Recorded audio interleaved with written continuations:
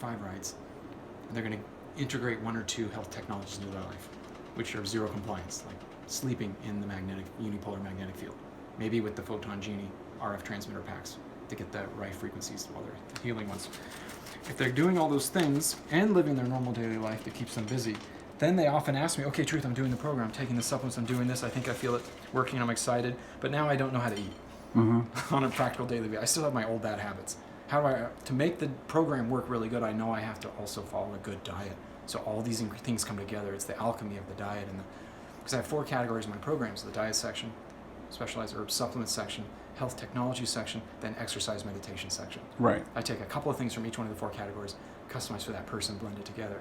So when it comes to diet, my influence is strongly body ecology, strongly ketogenic, a little macrobiotic, a little raw primal influence, and a little raw plant food influence.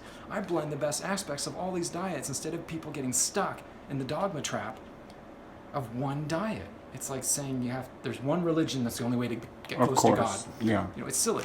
They all go back to God. But you don't find, so you were talking about people's like emotional addictions to food, that when you get down, because for me, like I already had super low emotional addictions, but everyone on this planet has what I call food PTSD or food trauma from childhood. They're all born and raised, and their parents have it. They're all born and raised on civilized processed Western death food. The food industry rules.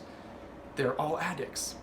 It takes 3 years of eating 100% pure committed diet, whatever diet it is, that's all organic, clean, non-GMO, mostly raw, to get these nanoparticulates out of the body, these addictive compounds that are hybridized to be like heroin, to get them out of your body and retrain your neurons and your taste buds and your skills for making food and surviving and adapting to daily life when you're busy, to learn how to make food like this. Mm-hmm. If I'm in the busy in the city, I can stop into a Ralph's or Safeway, and I can find a little bit of organic greens. What's that? A little curry powder. Yeah.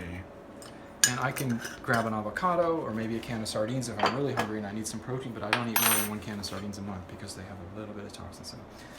I can grab some pine nuts, a lemon, avocado, some olive oil, and an empty, clean, unused salad bowl tray from the salad bar section, and I can buy this and walk outside and sit at a table and whip out my pocket knife and cut everything up and make a gourmet meal like this, a nice salad, sit down and eat and chew my food really well, and then I'm done, I'm satiated, I can go back into the matrix.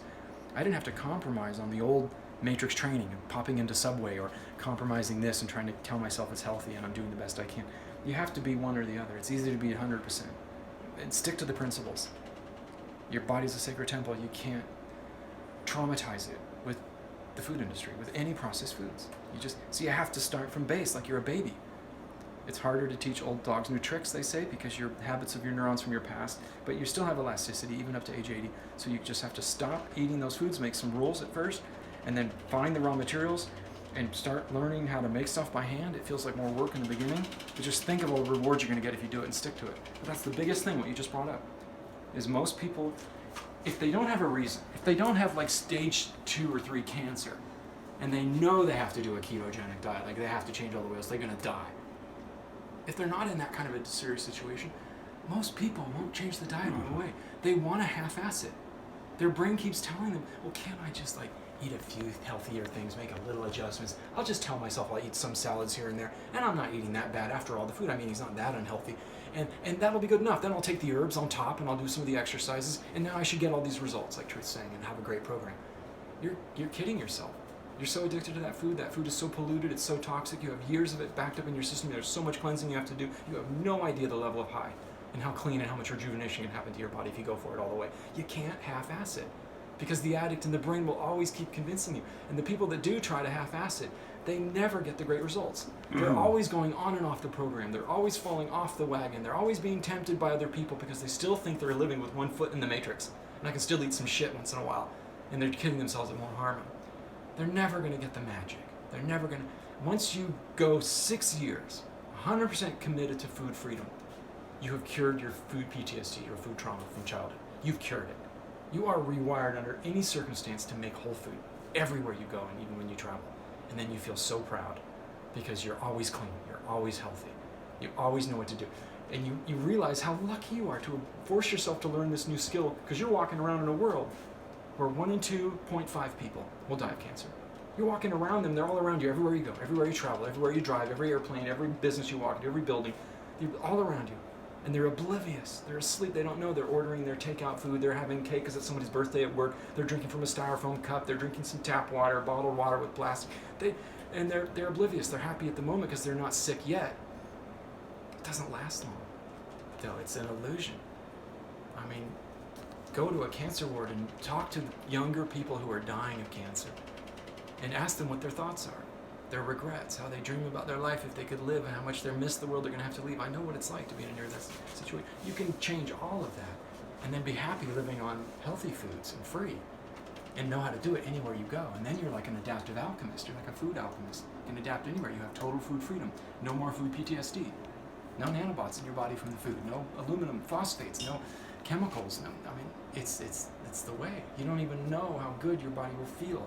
You get up in the morning and you go outside after you've been living this way for months, and your senses are like, you can smell the dew off the tips of the branch in the morning. You're looking at it in awe like a child that's 5 years old when you're so pure and innocent and virgin, just because you cleaned your senses and your brain because you got rid of the food trauma. Yeah. And you're eating this clean.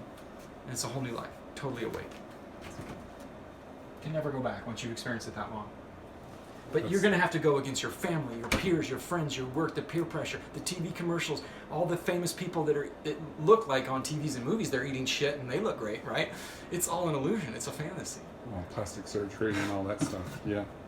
Well, you're on a roll there. If you want to be a superhero, you gotta do the work and activate yourself into talks. Okay, Little Lemon.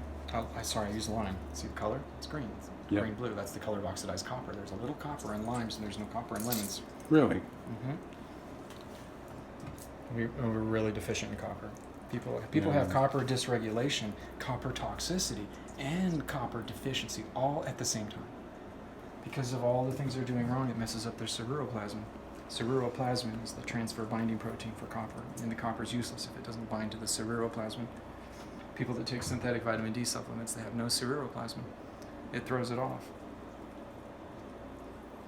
So there's a lot of misnomers and programming in the health industry with single-sided, skewed research to look good for sales that promote hype in certain products, and people fall for it, like the vitamin D hype. You'll die faster trying to get vitamin D going out in the sun than you will if you avoid it, because it's the solar radiation. That's why I have the copper, my copper rad screen, call it. I'm putting directions in the book how to build it yourself for $200. That's all it cost. It took me like an hour or two to make it. And it's portable, so I can put it up on my bed if I want to move it over. Okay, we're going to get the good stuff. This is one of my favorite products that I did learn from David Wolf. It's the best olive oil in the world. It's truly raw, stone crushed. Since I have a guest, I'm going to use the good stuff. It's kind of expensive, and they're out of it a lot.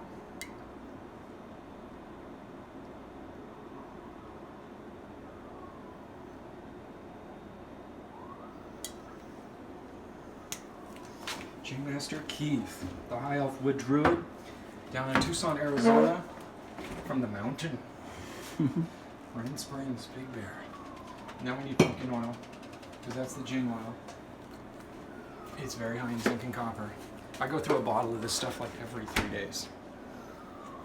Because I drink like 2 or 3 ounces a day. I take mouth shots for fat snacks all the time. The tiny bit of pumpkin butter, or just by itself, or with a little, like a teaspoon scoop of black tahini. But when you chew the oil up a little bit, you feel the zinc going right into your brain. Zinc is a nootropic. It increases brain elasticity, slows down brain aging, builds Jing. It blocks DHT, helps prevent things you don't want to happen to your ovaries, prostate, or breasts. It's a Jing mineral. And you gotta get it from food. Or you have to do what I'm doing in the Truth yogurt, which is where I ferment it, but that'll be in the book. Okay. Okay, so...